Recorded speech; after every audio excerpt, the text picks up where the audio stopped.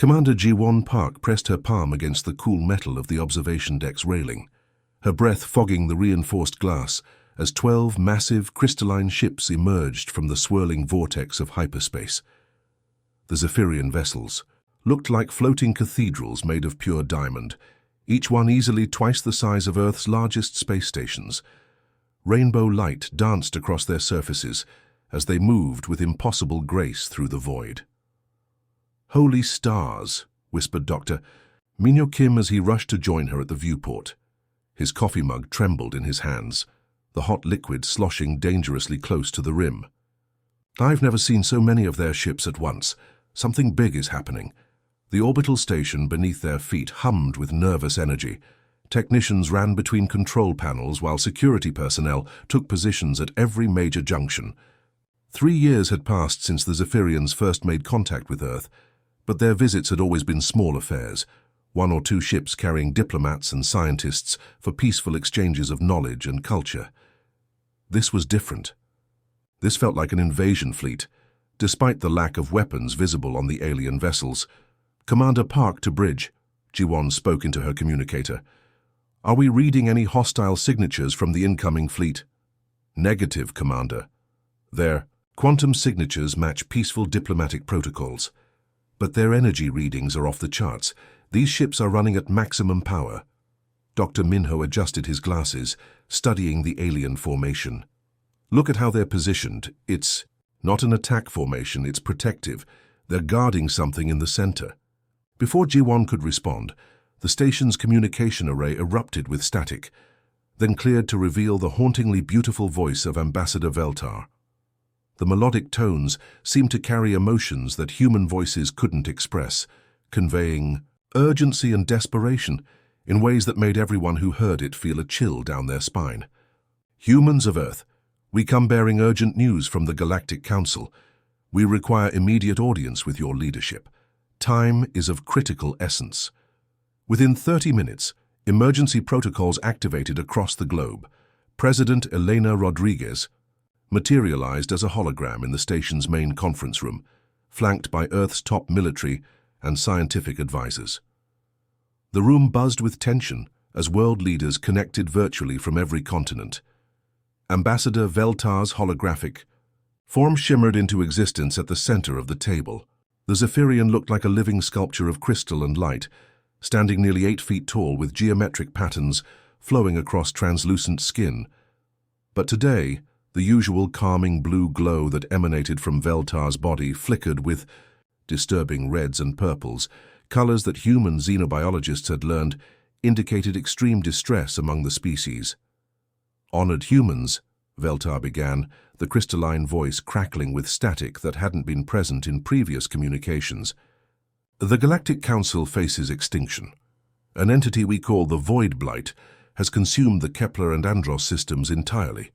A 3-dimensional star map materialized above the table, showing vast sections of space that appeared as empty black voids where star systems should have been. The assembled humans stared in horror at the scale of destruction. 3 of our member civilizations have been completely eradicated," Veltar continued, the alien's form pulsing with grief-stricken colors. "The Christek Collective, masters of quantum engineering, the Biosynthesis Union, who could reshape matter at the molecular level, the Machine Intelligence Network, beings of pure consciousness inhabiting mechanical forms, all gone, consumed, turned to absolute nothingness." Dr. Sunwoo Lee, Earth's leading theoretical physicist, leaned forward in her chair. "Ambassador, what exactly are we dealing with? Is this some kind of weapon? A natural phenomenon?" Veltar's form shifted to deep purple, a color humans had learned meant profound uncertainty. "A dark matter phenomenon that appears to possess intelligence, perhaps even consciousness. It moves with purpose, selecting targets with deliberate intent. It converts matter into absolute void. Not even atoms remain where it passes. Our best estimates suggest it will reach the outer territories of our core worlds within 2 standard cycles." The room fell into stunned silence. General Hyejin Choi, Earth Space Force commander, was the first to find her voice. "Ambassador, with all due respect, why come to us? We're barely capable of interstellar travel. Our most advanced weapons are primitive compared to what you're describing. We're not even a Type 1 civilization on the Kardashev scale. For the first time since the meeting began, Veltar's crystalline form brightened with what humans had learned to recognize as hope, a warm golden glow that made the alien seem almost angelic. Because, General Choi, in our databases spanning 12 civilizations across thousands of worlds, humanity stands alone. Your species has survived 17 extinction-level events on your homeworld. Ice ages that should have killed all complex life. Asteroid impacts that reset evolution itself. Supervolcanic eruptions that blocked out your sun for decades. Yet here you stand, not just surviving, but thriving. Veltar gestured toward the assembled humans, the alien's voice taking on an almost pleading quality. When the Kepler scientists faced the Blight with their reality-warping technology, they failed. When the Andros military deployed weapons that could shatter planets, the entity consumed them effortlessly. Our greatest minds, our most advanced technologies, our most powerful weapons, nothing has even slowed its advance. The ambassador paused, the golden glow intensifying. But humanity finds solutions where logic suggests none exist. You create tools from scraps, find hope in despair, and achieve victory when defeat seems certain. We don't need your technology, humans. We need that spark of impossible creativity that makes you survive when you shouldn't. President Rodriguez spoke for the first time. What are you asking of us, Ambassador? Help us think differently. Help us see what 12 advanced civilizations cannot. Help us find the solution that doesn't exist in any of our databases or computational models. Veltar's form pulsed with desperate hope. Help us save the galaxy. Dr. Jae-Hyun Yoon hadn't slept in 48 hours. His eyes burned as he stared at the massive holographic display dominating the Crisis Analysis Center in Geneva. Coffee cups and energy drink cans littered every surface while his international team of experts worked frantically around him. The converted underground facility buzzed with activity as humanity's brightest minds tried to comprehend an enemy that had already destroyed civilizations millions of years ahead of Earth's technology. Look at this pattern, Dr. Minji Song called out, her voice hoarse from exhaustion. She manipulated the three-dimensional star map with hand gestures, highlighting the Void Blight's path of destruction across the galaxy. It's not random destruction. There's definitely a method to it. The display showed a horrifying trail of empty space where entire solar systems once existed.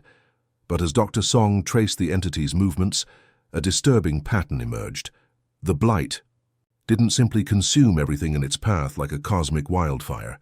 It selected targets with surgical precision. Dr. Dong-Yun Park, Earth's leading expert in xenolinguistics, looked up from his translation work on alien testimonies.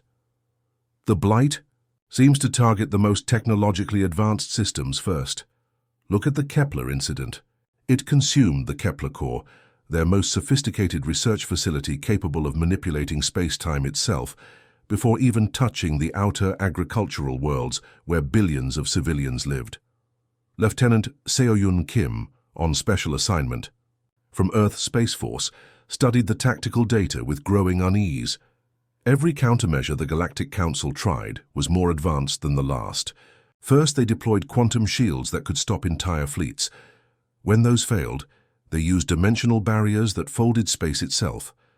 Finally, they unleashed dark energy weapons capable of unmaking matter at the fundamental level. She paused, highlighting each failed attempt on the display. The terrifying part. The Blight adapted to each one, not just defended against them.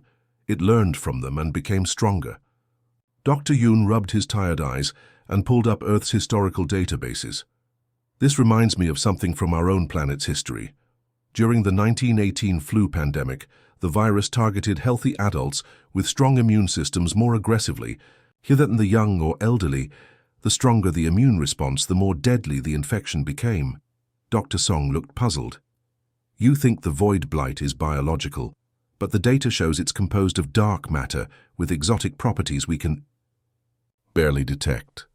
Not biological exactly, but following similar patterns, Dr. Yoon explained, pulling up medical charts alongside the galactic destruction data. What if the Blight isn't malevolent? What if it's responding to something it perceives as a threat or infection? The room fell quiet except for the humming of quantum computers processing alien data. The idea seemed impossible, yet it was the first theory that actually fit the observed behavior patterns. The breakthrough came from the most unexpected source imaginable. Tae-hyung-oh, a celebrated science fiction writer who had been brought in as a creative consultant, suddenly stood up from his corner workstation. The author had been quietly reviewing thousands of alien testimonies and survivor accounts for the past day. "Everyone keeps describing it as unstoppable," Tae-hyung said, his voice cutting through the laboratory noise. "But look at the actual data. It stops, it pauses, it changes direction based on what it encounters." He walked to the main display and began manipulating the timeline, showing the Blight's movements in slow motion. Here at the Andros system, it approached their main military headquarters, then stopped for 3 hours. 3 hours? What unstoppable force of nature pauses to think? Dr. Minji studied the data more carefully. "You're right. It scanned the military installation before consuming it, almost like it was analyzing the threat level." "Exactly." Tae-hyung's eyes lit up with excitement. "And here at the Christech homeworld, it bypassed their civilian cities entirely and went straight for their quantum research laboratories. It's making decisions based on what it encounters. That's not a force of nature. That's an immune response." Lieutenant Seo-yun pulled up tactical analyses from Earth's military databases.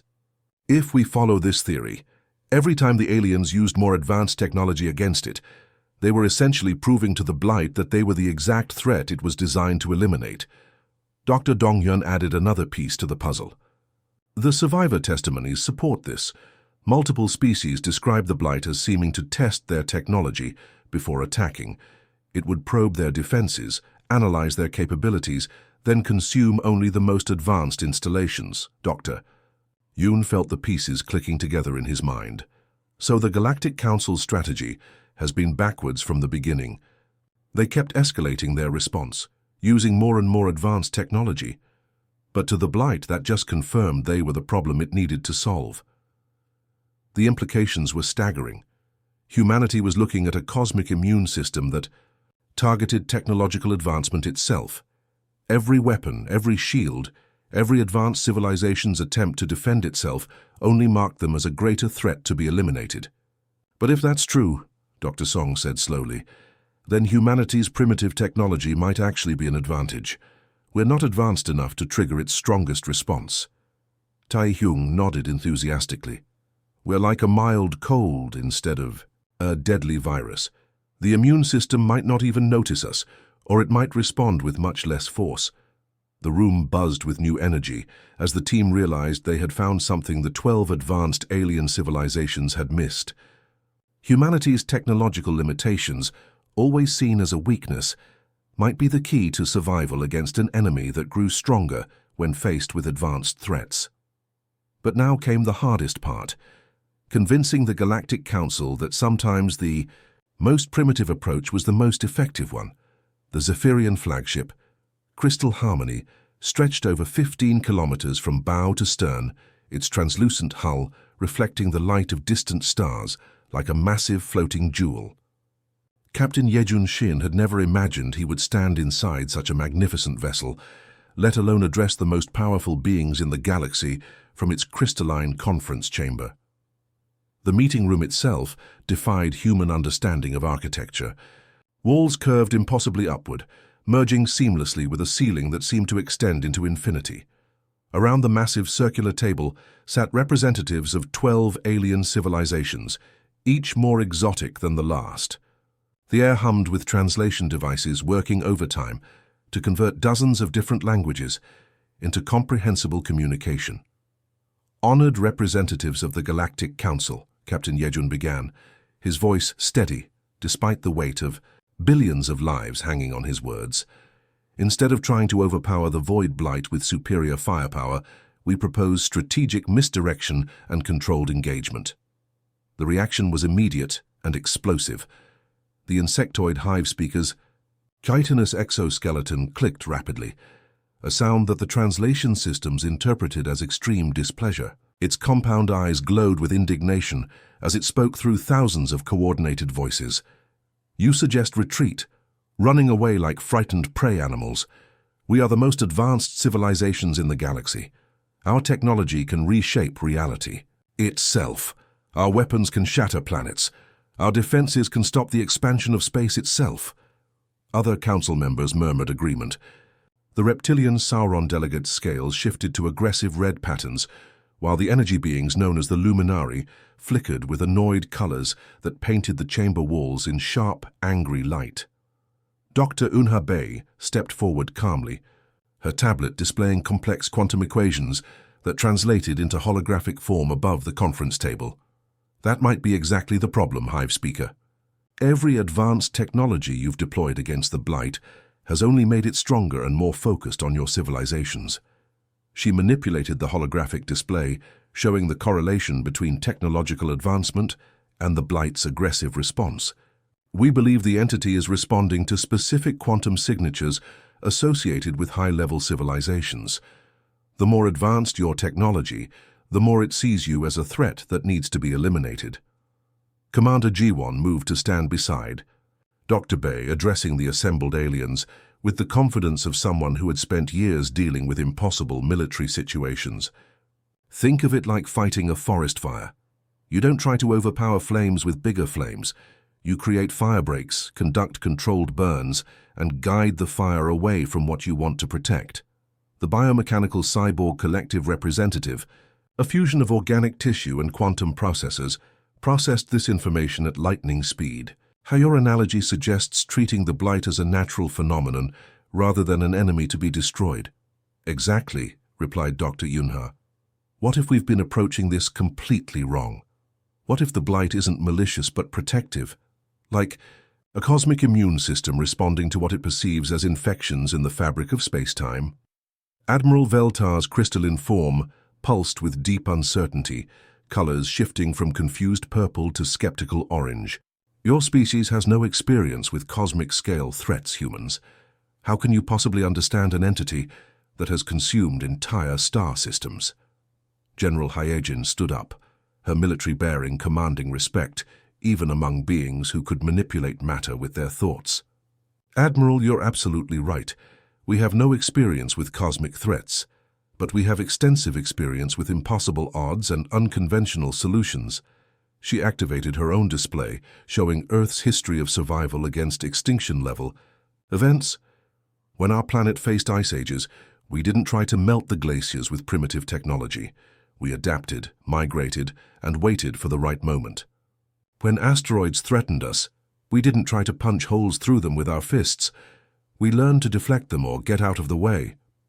Sometimes, General Hyagin continued, the most sophisticated solution isn't the most effective one. Sometimes, you need to think like prey instead of predators. The chamber fell silent as the alien representatives processed this radically different approach. Finally, the ethereal voice of many, representing a collective consciousness spanning multiple dimensions, spoke in harmonious tones that seemed to come from everywhere at once. The humans proposed to test this theory. What do you suggest? Captain, Yejun activated a star chart showing the abandoned Zerion system. Our intelligence indicates the Blight will reach Zerion within 72 standard hours. We propose using it as a testing ground for our approach. The plan was audacious in its simplicity. Human volunteers would work with alien technology to create what Dr. Minho called quantum decoys, installations that appeared to contain valuable advanced technology, but were actually sophisticated monitoring stations designed to study the Blight's behavioral patterns up close. Instead of trying to stop it, Dr. Yuna explained, we'll try to communicate with it. If our theory is correct, the Blight has been trying to send a message this entire time, and everyone has been too busy fighting to listen. The Hive speakers. Clicking grew more agitated. This is madness. You want to feed our technology to the destroyer of worlds. Not feed it to, Commander G1 corrected. Offer it a controlled sample, like showing an immune system a weakened version of a virus, to teach it not to overreact. The debate continued for hours, but eventually desperation won over pride.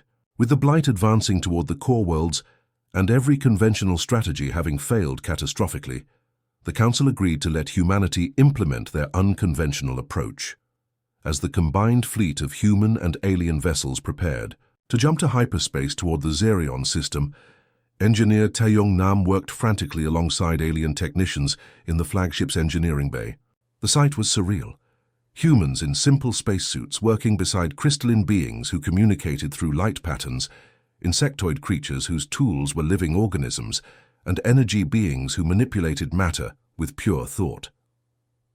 The quantum resonance frequencies need to be precise, Taeyong explained to his Zephyrian counterpart, whose translucent fingers danced over controls that looked more like musical instruments than technology. If we're right about this, we're about to attempt the first meaningful conversation with a cosmic force that the galaxy has ever tried. The alien technician's form glowed with what humans had learned to recognize as excitement mixed with terror. And if you're wrong, human Taeyong, we will have delivered advanced technology directly into the entity's grasp. Then we better not be wrong, Taeyong replied with a grin that somehow managed to be both confident and terrified at the same time. As the fleet engaged their hyperspace drives, racing toward a confrontation that would either save the galaxy or doom it, humanity prepared to do what they did best, find a completely different way to approach an impossible problem. The Zerion system had become a buzzing hive of unprecedented cooperation. Human engineering teams worked alongside crystalline Zephyrians, insectoid hive workers, and floating energy beings to deploy the most audacious experiment in galactic history. Dozens of ships from 12 different civilizations hung in space like a massive technological orchestra, each playing their part in humanity's desperate gamble. Dr. Wonho Lee sat hunched over his control console aboard the command vessel, sweat beading on his forehead despite the cool recycled air. Banks of quantum signature generators hummed around him, creating artificial signals that mimicked the most advanced technologies in the galaxy. His fingers danced across holographic controls, fine-tuning frequencies that could mean the difference between first contact and total annihilation. Generator Array 7 is showing some instability, he called out to his mixed team of human and alien technicians. We need those quantum signatures to look authentic, or this whole plan falls apart. Communications Officer So-hee Park coordinated the complex timing from her station, juggling conversations in 6 different alien languages while monitoring temporal sequences that had to be perfect down to the nanosecond. Her headset crackled, with reports from monitoring stations positioned throughout the system. Decoy Station Alpha is broadcasting at 97% optimal signature strength, she announced. Beta and Gamma stations are holding steady. All monitoring equipment is active and recording. The artificial research station they had constructed looked convincing enough to fool even the aliens who had helped build it. From the outside, it appeared to house breakthrough quantum technology capable of manipulating the fundamental forces of the universe. In reality, it contained the most sophisticated sensor array ever assembled, designed to study the void blight at close range without triggering its destructive response. Tactical Officer Jiho Kang's voice cut through the bridge chatter with mechanical precision. Blight contact in 30 minutes. All ships maintain position and prepare for passive observation protocols. The waiting was the hardest part. Every human on the bridge had volunteered for what was essentially a suicide mission. If their theory was wrong, if the Blight responded to their deception with the same overwhelming force it had used against the other civilizations, their small fleet would be consumed in minutes. Then it happened. Space itself seemed to tear open as the void blight emerged from hyperspace. The entity defied every law of physics humans understood, appearing as a writhing mass of absolute darkness that somehow glowed with its own anti-light. Reality rippled around its presence like water, disturbed by a massive stone, and several crew members felt their stomachs lurch as local space-time twisted in impossible ways. "Dear God," whispered Commander Ji-won, staring at the main display. It's beautiful and terrifying at the same time. The Blight moved with purpose, flowing through space like liquid shadow. As predicted, it headed directly toward the largest quantum signature, their carefully constructed decoy station. The monitoring equipment went wild as the entity's presence warped the electromagnetic spectrum around it. "It's working," Dr. Chaeyoung Lim said, her voice barely audible as she watched the readings. "The blight is focusing on the decoy. It's ignoring our ships completely." But as the dark phenomenon engulfed the research station, something completely unexpected happened. Instead of the instantaneous consumption they had witnessed in the alien records, the blight paused. The writhing darkness surrounded the station, but didn't immediately destroy it. Dr. Sunwoo's eyes widened as she studied the sensor data. "It's not consuming the station, it's scanning it. Look at these readings. The blight is sending out quantum probes, analyzing every component." The entity pulsed with patterns of darkness and light that seemed almost hypnotic. Complex waveforms emanated from its core, and the monitoring equipment detected something that made every scientist on the bridge lean forward in amazement. "Information patterns," Dr. Wonho said in disbelief. "It's generating structured data. Streams. This isn't random destruction, it's investigation." Captain Jiwon felt the weight of the moment settling on her shoulders. Everything they had theorized, everything humanity had gambled on, was coming down to the next few seconds. She made a decision that would either save the galaxy or doom it to eternal darkness. "All stations, prepare to broadcast the peace protocols," she ordered, her voice steady despite her racing heart. The specially designed quantum transmission had been crafted by the combined expertise of 12 civilizations and human creativity. It contained mathematical proofs of non-aggressive intent, cultural markers indicating sapient intelligence, and what Dr. Yejin Oh had called cosmic body language, quantum patterns that should universally indicate peaceful contact attempts to any sufficiently advanced intelligence. The transmission launched from every ship in the fleet simultaneously, creating a harmonious wave of structured information that washed over the void blight like a gentle rain of light and mathematics. The response was immediate and absolutely shocking. The blight stopped expanding entirely. The writhing darkness stilled and then began generating its own information patterns, complex streams of data that pulsed through the dark matter matrix in rhythmic waves. The monitoring equipment struggled to process the sheer volume of information being transmitted. "It's talking," communications officer Sohee said, her voice filled with wonder. "The void blight is actually trying to communicate with us." Dr. Minho moved between the sensor stations, watching in awe as translation algorithms tried to make sense of the alien communication. "It's been trying to communicate this entire time. Every civilization it encountered, every technology it consumed, it wasn't destroying them out of malice." The patterns began to resolve into something resembling language, though it operated on principles that strained the limits of both human and alien understanding. Images flowed through the data stream, vast cosmic cycles, the birth and death of galaxies, and something that looked like a cosmic maintenance protocol. "The civilizations it consumed," Dr. Wonho said, pieces clicking together in his mind. It was responding to what it perceived as threats or diseases in the fabric of space-time itself. Lieutenant Seo Yun, monitoring the tactical displays, noticed something crucial. The Blight's aggressive expansion has stopped completely. It's focused entirely on communication now. The revelation sent shockwaves through the assembled fleet. Every species in the Galactic Council had approached the Void Blight as a destroyer, an enemy to be defeated. None had considered that it might be trying to fulfill some cosmic purpose, responding to technological signatures that it interpreted as dangerous to the universe itself. As the communication continued, humanity realized they had achieved something unprecedented in galactic history. They had turned a cosmic destroyer into a cosmic conversationalist, simply by choosing to listen instead of fight. But the real challenge was just beginning. Now they had to figure out what the Void Blight was trying to tell them and how to convince it that the civilizations of the galaxy could coexist with whatever cosmic balance it was trying to maintain. The makeshift laboratory aboard the Zephyrian flagship had been transformed into the most important translation center in galactic history. Dr. Jamin Seo hadn't left his workstation in 72 hours, surviving on energy drinks and pure determination as he worked to decode the most complex communication patterns ever encountered. Banks of quantum computers hummed around him, processing data streams that contained more information than entire civilizations had accumulated over millennia. The mathematical structures are unlike anything we've seen, Dr. Jamin muttered, his bloodshot eyes scanning holographic displays that showed cascading waves of alien mathematics.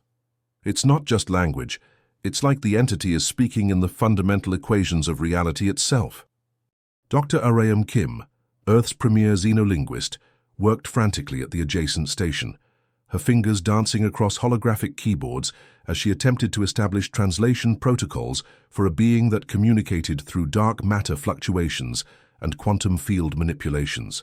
"It's ancient," Dr. Arayam announced suddenly, her voice filled with awe. "The language patterns suggest this entity is billions of years old, possibly predating most of the current galactic civilizations. We're not just talking to an alien intelligence, we're communicating with something that witnessed the birth of galaxies." The breakthrough came from Dr. Hyunwoo Park, a quantum archaeologist who specialized in studying the remnants of long-dead civilizations. He had been quietly analyzing the Blight's communication patterns when familiar sequences began emerging from the cosmic noise. "These aren't random signals," Dr. Hyunwoo said, his excitement growing as he highlighted specific patterns on the main display. "They're maintenance protocols, system diagnostics, status reports. The Void Blight isn't a destroyer, it's a cosmic immune system, created by a previous galactic civilization to prevent universal heat death." The revelation hit the assembled scientists like a thunderbolt. The entity that had terrorized 12 civilizations was actually trying to protect the universe itself, responding to technological signatures that it perceived as threats to cosmic stability. Commander Jiwon immediately coordinated the galaxy-wide response from the flagship's command center. Emergency channels open to every member civilization of the Council, as humanity's desperate plan moved into its final phase.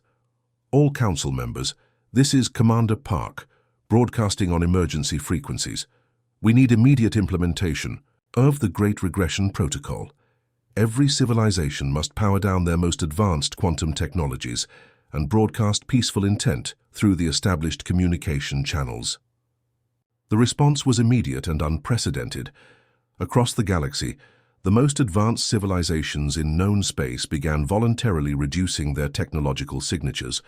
Quantum research facilities powered down their reality-manipulating experiments. Dimensional weapon systems went offline. Planet-sized computers that could simulate entire universes shut down their primary functions. Dr. Yuna Choi monitored the results from Earth's command center, watching as quantum signature levels dropped across hundreds of star systems. "It's working," she reported through the interstellar communication network. "Quantum signature levels are dropping across all member systems. The Blight is responding. It's withdrawing from populated areas." The Void Blight's behavior changed dramatically as the galaxy-wide shutdown took effect. The writhing mass of dark matter began contracting, pulling away from inhabited worlds and consolidating into a more stable form. For the first time since the crisis began, the entity stopped its relentless expansion and began what could only be described as a cosmic retreat. The final communication from the Void Blight was profound in its elegant simplicity. Dr. Sung-hoon, Jung, who had emerged as humanity's primary translator for the ancient entity's language, worked with trembling hands to decode the message that would determine the fate of trillions of beings across the galaxy. "Balance maintained," Dr. Sung-hoon read aloud to the assembled council representatives. "Guardians acknowledged. Rest period initiated." The Void Blight began its retreat to the space between galaxies, moving with the same purposeful intelligence it had shown during its advance. But now, instead of consuming everything in its path, it carefully avoided all populated systems, threading through empty space like a cosmic needle, guided by newfound understanding.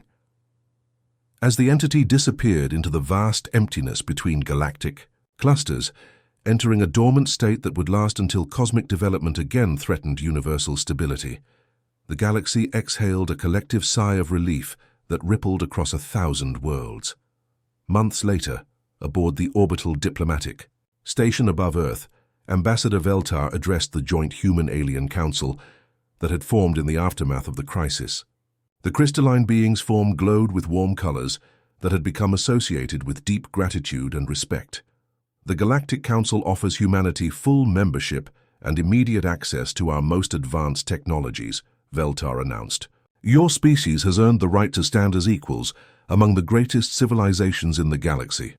President Martinez, representing Earth in the historic negotiation, smiled with the confidence of someone who had learned that humanity's greatest strength wasn't their technology, but their perspective. We deeply appreciate the offer, Ambassador, but we'd like to propose something different.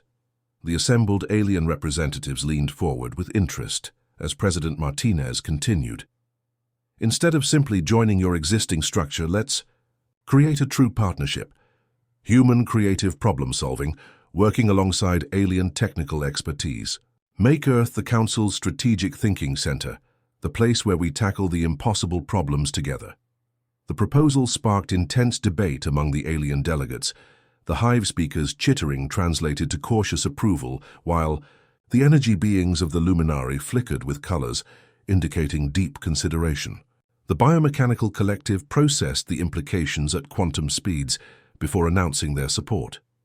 The Galactic Council's unanimous agreement came after only 6 hours of discussion, a remarkably short time for such a monumental decision. Earth was officially established as the hub for crisis resolution and unconventional strategy development, with humanity serving as the galaxy's primary consultants for problems that defied traditional solutions. The agreement transformed Earth. Overnight, alien embassies sprouted in major cities around the globe. Human students began studying at universities on distant worlds, while alien scholars came to Earth to learn humanity's unique approaches to problem-solving. The planet became a bustling center of intergalactic cooperation and innovation. As the historic agreement was signed aboard the station, Commander G1 Park looked out through the massive viewport at the stars beyond. Ships from dozens of different civilizations moved through Earth's orbital space, their exotic designs creating a beautiful tapestry of interstellar cooperation. "You know," she said to Dr. Minho, who had joined her at the observation deck, "I think we finally found our place in the universe." Dr. Minho nodded, watching as a group of human children toured a Zephyrian vessel with wide-eyed wonder. Not as the most advanced species, but as the one that could find solutions when advancement alone wasn't enough. Humanity had not only saved the galaxy from destruction, but had discovered their unique role in the cosmic community. Their greatest strength had always been their ability to think differently when facing the impossible. Now that strength would help protect an entire galaxy, ensuring that future crises would be met, not with overwhelming force, but with the creativity and unconventional wisdom that had made humanity survivors against all odds. The stars had never looked more welcoming, and the future had never seemed brighter for a species that had learned to turn enemies into allies simply by choosing to listen instead of fight. Forund.